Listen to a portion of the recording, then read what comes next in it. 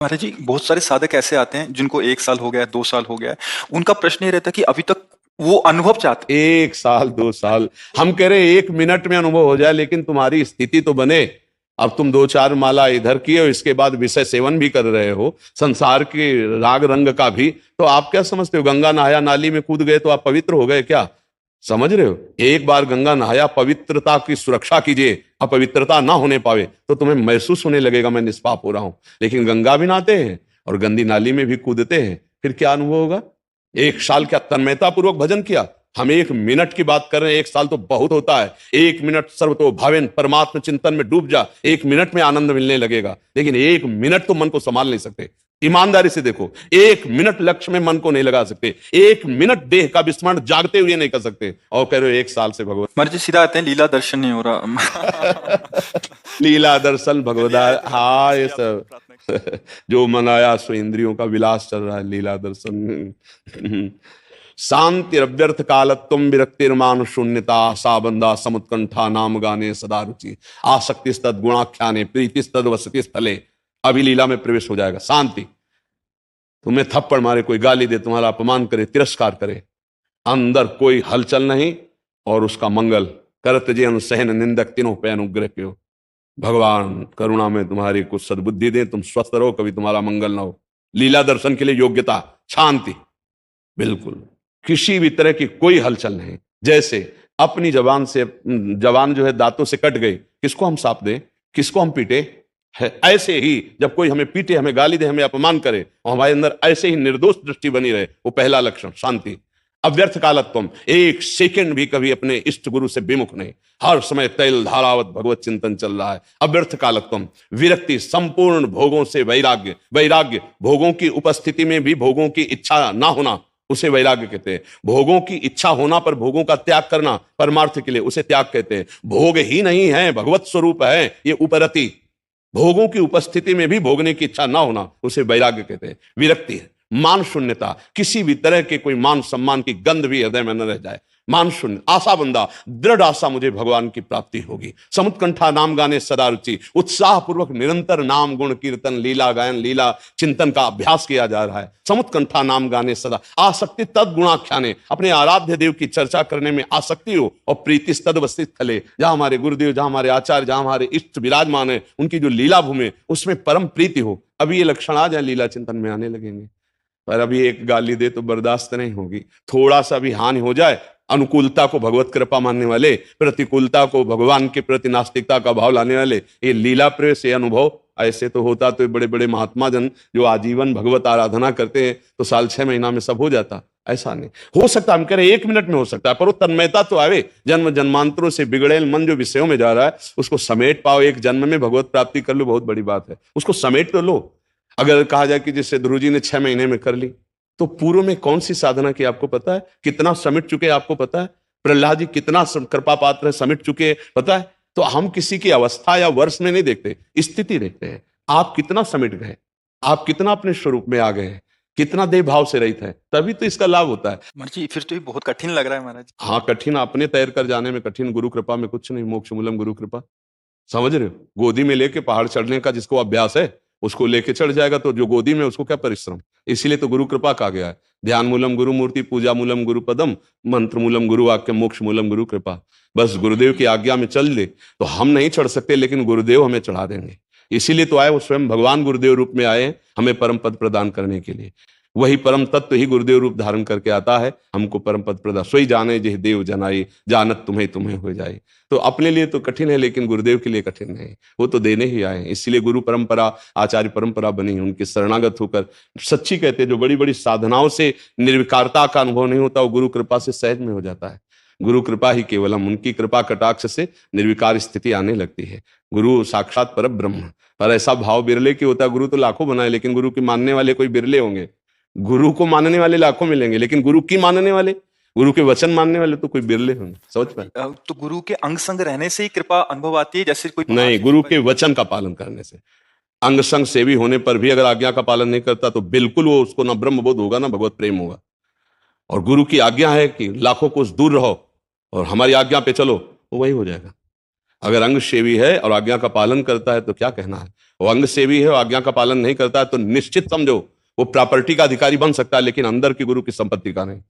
वो तभी अधिकारी होगा जब गुरु के वचनों के अनुसार चलेगा, लेकिन गुरु की आंतरिक संपत्ति का अधिकारी लूट ले जाएगा दूसरा, जो उनकी आज्ञा पे चल रहा है, उनको अपना परब्रह्म मानता है, वो कहीं भी हो, गृहस्थ हो, विरक्त हो, कहीं भी हो, वो बाजी मार देगा। वो नजदीक लेते रहते हुए भी नहीं ले पाएगा और दूर रहते हुए ले जाएगा, क्योंकि गुरु के वचनों का पालन करना ही सबसे बड़ी सेवा है। आज्ञा सम न सुसाहिब सेवा।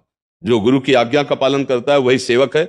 जो गुरु के शरीर की सेवा करता है, आज्ञा का उल्लंघन करता है, वो अनाधिकारी है, वो गुरु की वस्तु को प्राप्त नहीं कर सकता।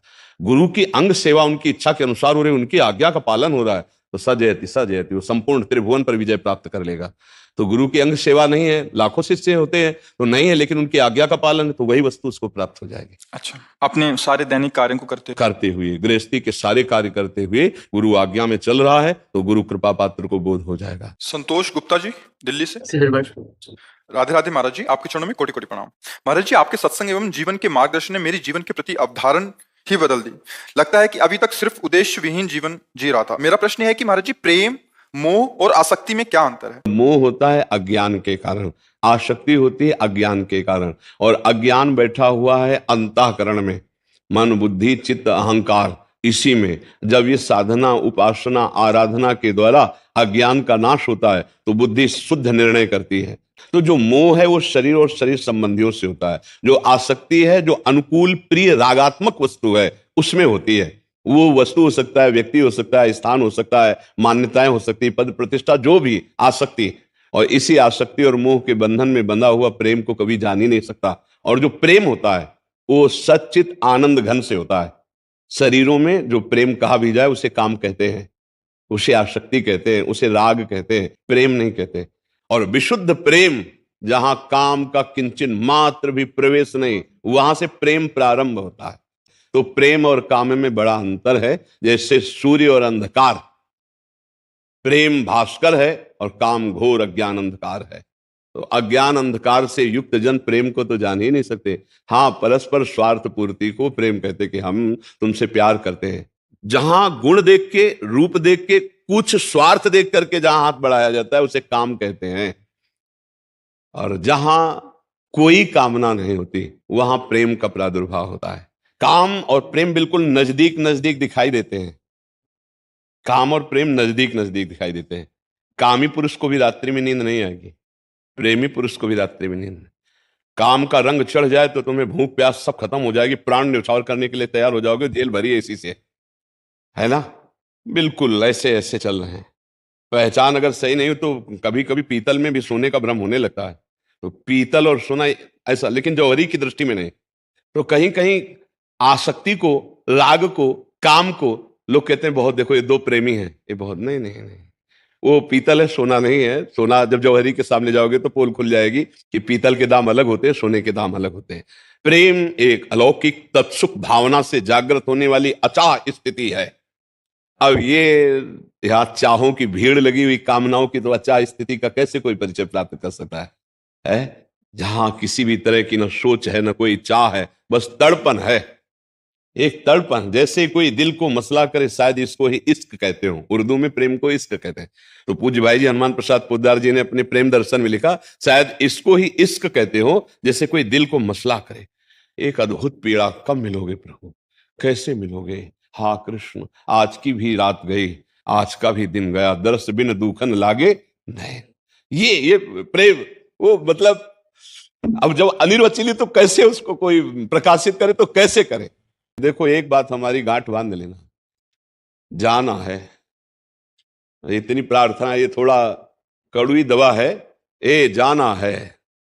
दूसरी बात, कुछ नहीं साथ में जाला है, शरीर भी नहीं। तो राधा राधा राधा राधा, जो कर रहे हो आराम से करो, गृहस्थी के कार्य, लेकिन राधा राधा बोलने में क्या जाता है? पाप कर्म मत करो, ऐसी पोटरी मत बांधो जो तुम्हें डुबो दे। नहीं, अच्छा कमाओ, अच्छी फसल लगाओ। काहे को बम्बुल की लगा रहे हो? चाहे जितना संभाल के चलोगे कांटा लग जाएंगे। दाग छोहारा आम, इतने इतने सुंदर फसलें, क्यों ना बो? तो राधा राधा राधा, दूसरों को सुख पहुंचाओ, अच्छे आचरण करो, भगवान को प्रसन्न करने वाले परहित सरिस धर्म नहीं भाई, दूसरों को सुख पहुंचाने वाले आचरण, जीवन मंगलमय हो जाएगा। प्रेम तो भगवान की कृपा से प्राप्त होता है। प्रेम मिलना और भगवान मिलना दो बात नहीं है। प्रेम ही भगवान है, भगवान ही प्रेम है। प्रेम और भगवान में भेद नहीं। समझ रहे? अरुणेश पांडे जी, गुरुदेव भगवान आपके चरणों में कोटि कोटि प्रणाम। भगवान, मेरा प्रश्न यह है कि ग्रस्त जीवन में यदि शारीरिक अस्वस्थता, धन का अभाव एवं पारिवारिक उलझन तीनों एक साथ हों तो भगवत भजन और भगवत प्राप्ति कैसे संभव है? नाम से। क्या किसी को ऐसा भ्रम है कि धन से भगवत प्राप्ति होती है? क्या किसी को ऐसा भ्रम है कि पदार्थों से भगवत प्राप्ति होती है? भगवत प्राप्ति तो भगवान की चाह करने से होती है, और वो चाह प्रकट होती है नाम जप से। नाम जप के बिना भगवत प्राप्ति की चाह प्रकट नहीं होती। भगवान को कोई भोग चाहिए क्या? आज का सत्संग जो सुना हो तो उसमें था कि भगवान पूर्ण काम है, अचाह हैं, उनको कोई चाह नहीं है। भगवान के भक्त अचाह हो जाते हैं, जाए न चाही कबों कुछ तुम संसार सने, फिर भगवान में चाह कैसे होती? अच्छा, धन से भगवान को कैसे प्राप्त किया जा सकता है? मुझे तो समझ में नहीं आया आज तक। क्योंकि सोने का एक पहाड़ है जिसमें 4 लाख योजन है। एक योजन का मतलब होता है 4 कोस। 4 लाख योजन का पहाड़ है एक सोने का। ऐसे भगवान को 10-20 किलो, 100 किलो, 500 किलो सोना दे दोगे तो भगवान मिल जाएंगे क्या? मेरी तो समझ में नहीं आता। हीरे जवाहरात यहाँ पृथ्वी में निकलते नहीं निकलते? कोयले की खानों में हीरा नहीं निकलते? बहुत सी ऐसी, जैसे पीली मिट्टी, लाल मिट्टी, ऐसे अष्ट धातुएं पृथ्वी में दबी हुई। यार, उनकी माया में इतनी सामग्री है तो 100-200 किलो चांदी सोना देने से भगवान मिल जाए ऐसा तो नहीं। तो सब ये खरीद लेते, भगवान को नहीं खरीद लेते। भगवान इन्हीं के घर में बैठे रहते, बड़े बड़े लोगों के। गरीबों के आज तक कभी मिले तो मुझे लगता है गरीबों में कोई मिले। गरीब का मतलब जो दैन्य हो गया है और भगवान को अपना सर्वस्व मानता है। तो ये जो आपका प्रश्न कि धन ना होने पर, ये जो आपका प्रश्न सामग्री व्यवस्था ना होने पर, अब तीसरा शरीर आता है कि शरीर अस्वस्थ होने पर। तो राधा राधा बोलने में कोई परेशानी? जैसे शरीर अस्वस्थ होता तो दवा तो खाते ही हो। तो जा सुनाम भव भेषज हरनि घोर त्रयशूल, जिसका नाम तीनों तापों का, दैहिक दैविक भौतिक तापों का नाश करता है, और जो भवरोग की अचूक औषधि है वो है भगवान का नाम। तो हम हरि हरि, राम राम, कृष्ण कृष्ण, राधा राधा रट रहे, और इसी से भगवत प्राप्ति हो जाती है। तो ऐसा संशय तो ना करे कि भगवान करोड़पतियों के, भगवान पहलवानों के जिनका शरीर स्वस्थ होने को भगवान, या भगवान सुविधाओं के, नहीं, ऐसा नहीं है। भगवान प्रेमियों के, जिसने भगवान से प्रेम किया वो कोई भी हो, भगवान उनको प्राप्त हो गए। प्रेम प्रकट होता है नाम से, भजन से प्रेम प्रकट होता है। भजन नसेनी प्रेम की, जितना भजन करोगे उतना ही भगवान से अपनापन होने लगेगा। बारी मथे घृत होए बरु सिकता ते बरु तेल, बिनु हरि भजन न बहुतरी या सिद्धांत अपेल। अब हरि भजन में कौन सा पैसा लगता है हमें बताओ? तो इसमें भी ये बात खत्म हो गई कि भगवत प्राप्ति बिना पैसे के हो सकती है, क्योंकि भगवत प्राप्ति का साधन और भगवत प्राप्ति, ये दोनों धन बल का त्याग करने से होती है। सुनेरी मैंने निर्बल के बल राम, अपबल तपबल और बाहुबल, चौथो बल है दाम, सूर किशोर कृपा ते सब बल हारे को हरिनाम। बढ़िया अवसर है, हारे हुए हो, ना तुम्हारे पास धन का गर्व है, ना शरीर का गर्व है, ना व्यवस्था का गर्व है, तो यही दरबार दिन को आदर रीति सदा चली आई। हे नाथ मुझे धम को स्वीकार करो, राधा राधा राधा, कृष्ण कृष्ण कृष्ण, भगवत प्राप्ति पक्का हो जाएगी। विश्वास करते हैं इस बात पर? कोई संशय है? हाँ, राधा राधा। अंकुश जी, राधा वल्लभ श्री हरिवंश महाराज जी, आपके चरणों में कोटि कोटि प्रणाम। मैंने आपके पिछले सत्संग में सुना था कि अगर हमने किसी का 1 रुपया भी देना है तो अगले जन्म लेना निश्चित है। इसी बीच मैंने उन सब लोगों को याद कर पैसा देना आरंभ कर दिया और दिया भी। अब मेरा प्रश्न है कि जिन लोगों को हमें याद ना हो उनसे पैसा किस तरह, मतलब कि किसी से लिया और हम भूल गए हों तो? उसकी पूर्णता श्री भगवान की शरणागति में हो जाती है। हमारे जितने ऋण हैं, मातृ ऋण, पितृ ऋण, देव ऋण, ऋषि ऋण, जितने ऋण हैं सब ऋणों की पूर्ति हो जाती है सर्वलोक महेश्वर भगवान के चरणों का आश्रय लेने से, उनकी शरणागति से। जो हम जान रहे हैं, जो हमारी याद में है, हमारे पास व्यवस्था है, हम उससे प्रयास कर लेते हैं, और जो नहीं है तो स्वाभाविक सब ऋणों से मुक्ति भगवान की प्राप्ति में हो जाती है। 4 पुरुषार्थ हैं, धर्म, अर्थ, काम, मोक्ष। निवृत्ति मार्ग अलग है, प्रवृत्ति मार्ग, चूंकि आप प्रवृत्ति मार्ग में, इसलिए ऐसा। धर्म पूर्वक अर्थ कमाते हैं, परिवार की उसी अर्थ से सेवा करते हैं, जो समाज की सेवा में सौभाग्य कभी मिले तो वो सेवा करते हैं। निरंतर नाम का स्मरण आपको स्वरूप बोध कराएगा। जैसे जैसे हृदय पवित्र होता जाएगा तैसे तैसे ये स्थूल शरीर है ना, फिर सूक्ष्म शरीर है जो अंतःकरण ज्ञान इंद्रियों से, फिर कारण शरीर है जो स्वभाव है। इन तीनों शरीर से परे अपना स्वरूप है। उसका जहां बोध हुआ फिर समस्त बंधनों से मुक्त हो जाता है जीव, या भगवत साक्षात्कार हुआ तो समस्त बंधनों से। बस हमारा संसार का चिंतन छूट जाए, कर्म सब जैसे कर रहे हैं वैसे ही होने, हमारा आंतरिक चिंतन केवल प्रभु से जुड़ जाए, स्वरूप परमात्मा स्वरूप से जुड़ जाए, सब काम बन जाए।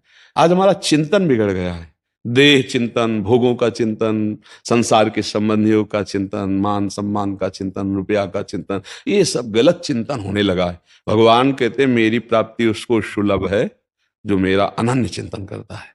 अनन्य चेता सततम यो माम स्मृति नित्यशः तस्याहम सुलभा पार्थ नित्ययुक्तस्य योगिनः। जो मेरा अनन्य चिंतन करता है हे पार्थ, मैं उसके लिए सुलभ हो जाता हूं क्योंकि वो मेरे से युक्त हो जाता है।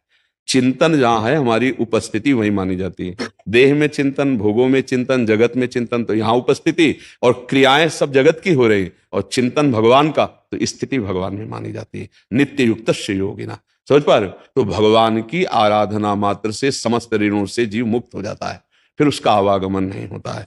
भक्ति ज्ञान अपने स्वरूप का बोध हो जाने पर, जैसे स्वप्न में हमने बहुत से कर्जे लिए थे, बहुत से दान दिए थे, बहुत से शुभ अशुभ कर्म बने थे, जगे तो सब झूठे थे ना, ऐसे ही विशुद्ध ज्ञान हो जाने पर ये फिर जो जागृत स्वप्न सुषुप्ति अवस्थाओं के द्वारा सब ये उससे परे हो जाता है। क्योंकि ये अवस्थाएं तीनों शरीरों की ही केवल है, जागृत में स्थूल शरीर, स्वप्न में सूक्ष्म शरीर, कारण शरीर, सुषुप्ति अवस्था में, और जागृत स्वप्न सुषुप्ति स्थूल सूक्ष्म कारण तीनों से परे अपना स्वरूप है ये ज्ञान, और तीनों से परे श्री भगवान है। जो परे हैं वही सब में भरे हैं, जो सबसे परे हैं वही सब में भरे हैं।